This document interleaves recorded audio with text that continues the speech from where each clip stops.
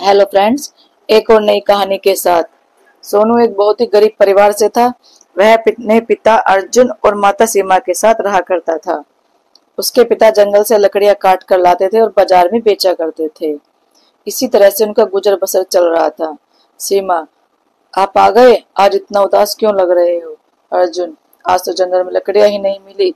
थोड़ी सी मिली है बस, उससे भला बाजार में क्या दाम मिलेगा। सीमा, आप चिंता क्यों करते हैं? सब एक दिन एक जैसे नहीं होते। इतने में सोनू भागता हुआ आता है और सीमा के गले लग जाता है। सोनू, माँ देखो, मैं अपनी कक्षा में प्रथम आया हूँ। माँ, यह तो बहुत अच्छी बात है बेटा, इस तरह से पढ़ लिख कर बड़ा आदमी बनना और अपने माँ बाप का नाम रोशन करना।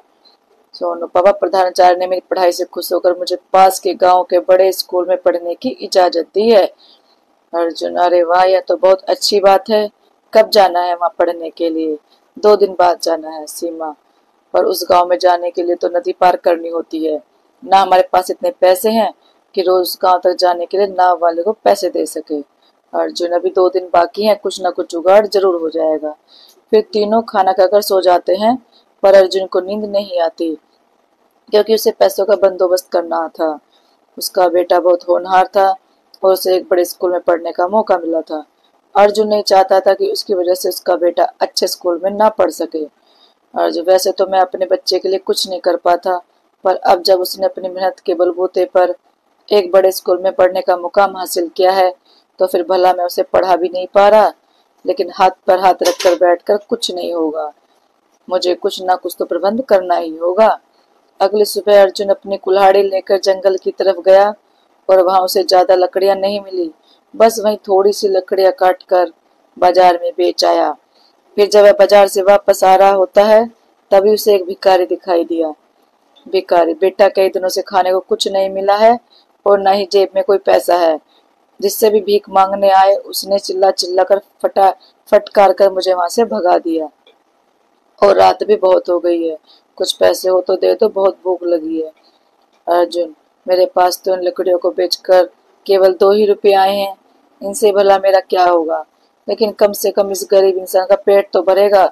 मैं ये 2 रुपए इसी को दे देता हूँ, मैं कुछ और बंदोबस्त कर लूंगा। अर्जुन 2 रुपए उस भिखारी को दे देता है।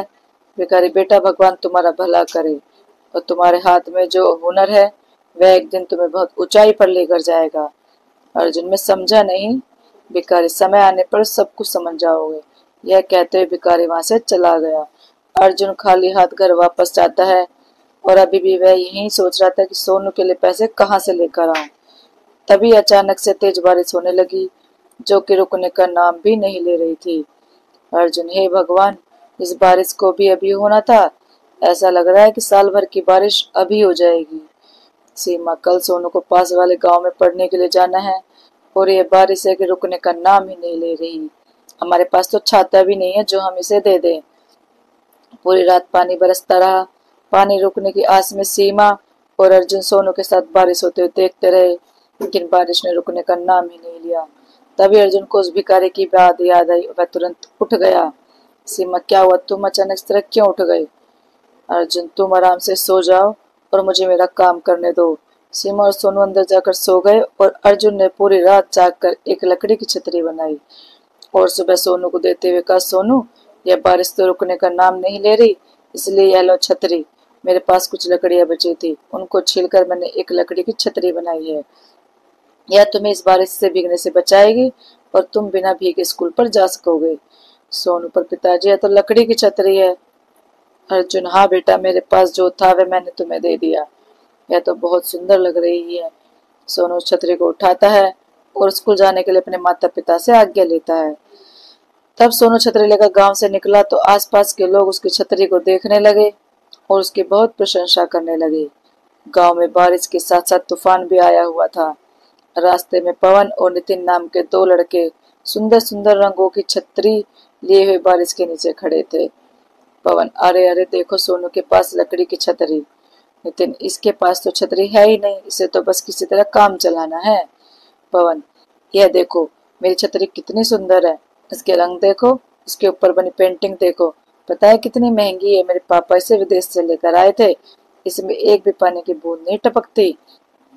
पवन, हाँ, मेरे पिताजी को भी उनके जन्मदिन पर उनके एक दोस्त ने गिफ्ट किया था और पापा जी ने अब मुझे दी है। बारिश में काम तो आ रही है। नितिन, एक काम करते हैं, बारिश में सोनू को परेशान करते हैं। पवन और नितिन छतरी लिए सोनू के पास जाते हैं और उस लकड़ी की छतरी के बारे में बहुत कुछ सुनाते हैं। अरे, मैंने सुना है मास्टर जी ने तुम्हें पास के गांव पढ़ने के जाने को कहा है। नितिन, हाँ, इसका दूसरे स्कूल में तबादला हो गया है। पर अच्छा, तो लकड़ी की छतरी को लेकर नए स्कूल जा रहा है। नितिन, इसकी औकात भी है नए स्कूल में पढ़ने की। एक नया छाता तो लिया नहीं जाता। जाएंगे नए स्कूल में पढ़ने के लिए। नितिन और पवन सोनू को बहुत कुछ सुना देते हैं और तभी तेज तूफान आता है और नितिन एवं पवन की सुंदर सुंदर साधारण छतरियों को अपने साथ आसमान में उड़ा कर ले जाता है। सोनू, अरे, तुम्हारी विदेश की छतरियां तो कौवा बन गई। यह विदेश से आई थी, पर यह हमारे देश के आंधी तूफान को बर्दाश्त नहीं कर सकी। पवन, सोनू, हम भीग रहे हैं, हमें अपनी छतरी में आने दो ना, हमें बहुत ठंड लग रही है। नितिन, सोनू, तुम्हारी छतरी तो हवा से उड़ेगी भी नहीं और न इसमें पानी टपकेगा, हमें अपनी छतरी में ले लो ना। सोनू को उन पर दया गई और उसने अपनी छतरी में उनको आने दिया। पवन, हमें माफ कर दो सोनू, हमने तुम्हारा बहुत मजाक उड़ाया, पर तुमने फिर भी हमें अपनी लकड़ी की छतरी में आने दिया और हमें भीगने से बचा लिया, नहीं तो हम पूरे के पूरे भीग जाते और बीमार पड़ जाते। सोनू, यह तो मेरा फर्ज था, अगर मैं भी तुम्हारी तरह करता तो तुम में और मुझ में क्या फर्क रह जाता। सोनू अब पवन और नितिन को उनकी जगह पर छोड़कर अपने स्कूल की तरफ आगे बढ़ता है। आगे जाकर वह एक नदी किनारे पहुंचा जहां पर पानी भरा हुआ था और कोई नाव भी नहीं थी। सोनू, अरे, यहाँ तो कोई नाव भी नहीं है, मैं नदी कैसे पार करूंगा। नदी के पास पहुंचते पहुंचते बारिश भी रुक चुकी थी। तभी वह अपने छाते को उल्टा करके नदी में डाल देता है और उसे एक नाव के रूप में प्रयोग करता है। सोनू, ये छतरी मेरे लिए नाव का काम भी करेगी, मुझे किसी भी हाल में स्कूल पहुंचना ही होगा। अगर मैं आज नहीं पहुंचा तो कभी भी इस मुकाम को हासिल नहीं कर पाऊंगा। सोनू अपनी छतरी पर बैठ गया और अपने हाथों से पानी को धकेलते हुए आगे बढ़ गया। छतरी उसके इशारों के अनुसार आगे बढ़ती गई। फिर सोनू थोड़ी देर के बाद पास गांव में पहुंच गया। सोनू, इस छतरी की मदद से मैं अपनी मंजिल तक पहुंच पाया हूँ, पर यहाँ तो बारिश भी नहीं हो रही है और तेज धूप निकली हुई है, इसमें भी यह मेरी लकड़ी की छतरी काम आएगी। वह अपनी छतरी को ऊपर कर लेता है और धूप से रक्षा करने के लिए लगाता है। चलते चलते रास्ते में उसे कई लोग मिलते हैं जिन्हें वे अपनी छतरी के नीचे आने देता है और उनके स्थान पर छोड़ते हुए आगे स्कूल की तरफ बढ़ता रहता है। धीरे धीरे सोनू स्कूल पहुंच जाता है। वहां पर उसकी स्कूल की हेडमास्टर से मुलाकात होती है। हेडमास्टर, अरे वाह सोनू, तुम तो इतने तेज बारिश में भी निश्चित समय पर स्कूल आ गए, तुम्हारी लकड़ी की छतरी तो बड़ी कमाल की है। सोनू, मेरे पिताजी ने बनाकर मुझे दी है, मेरे पास इतने पैसे नहीं थे कि मैं एक छतरी ले सकता हूँ, इसलिए उन्होंने अपने हाथों से लकड़ी की छतरी बना दी। हेडमास्टर को लकड़ी की छतरी इतनी पसंद आई कि वह सोनू के साथ उसके घर पहुंच गए और सोनू की प्रशंसा करते हुए बोले, सोनू जितना पढ़ाई में होशियार है उतना ही दिमाग भी बहुत तेज चलता है। उसने छतरी का उपयोग बहुत ही अच्छी तरीके से किया है। उसकी ये लकड़ी की छतरी बहुत अनोखी है, उसे इस लकड़ी की छतरी का उपयोग करना बहुत अच्छे तरीके से आता है। हेडमास्टर, मैं चाहता हूँ कि तुम मेरे लिए भी एक लकड़ी की छतरी बनाओ, जिसके लिए मैं तुम्हें एडवांस पैसा भी देना चाहूंगा। अर्जुन यह सुनकर बहुत खुश हुआ। अब उसकी लकड़ी की छतरी की चर्चा दूर दूर तक होने लगी और दूर दूर से लोग उससे छतरी बनवाने के लिए आने लगे। अर्जुन, बेटा, आज तुम्हारी वजह से मेरी लकड़ी की छतरी लोगों की चहेती बन गई है।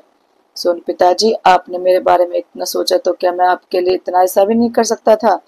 मेरे जरिए लकड़ी की छतरी का प्रचार हुआ है और यह छतरी दुनिया भर में प्रसिद्ध हो गई है। इससे आपको एक नया व्यापार करने का मौका मिला है। दोस्तों, अगर मेरी कहानी आपको अच्छी लगी हो तो लाइक, कमेंट और शेयर करें, चैनल को सब्सक्राइब करें। Thank you.